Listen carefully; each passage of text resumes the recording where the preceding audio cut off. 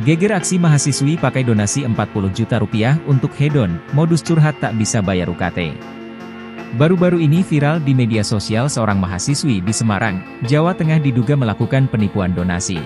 Mahasiswi inisial PCP jadi sorotan setelah ketahuan kerap memamerkan hedon atau bergaya hidup mewah.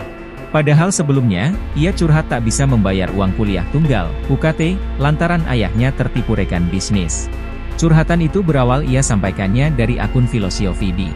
Ia juga memberikan tangkap layar percakapan dengan orang tua melalui aplikasi perpesanan. BPK juga mau bilang, maaf ya Ji, BPK sama ibu tidak bisa usahan pembayaran UKT semester 7 dan kamu tidak BS lanjut kuliah.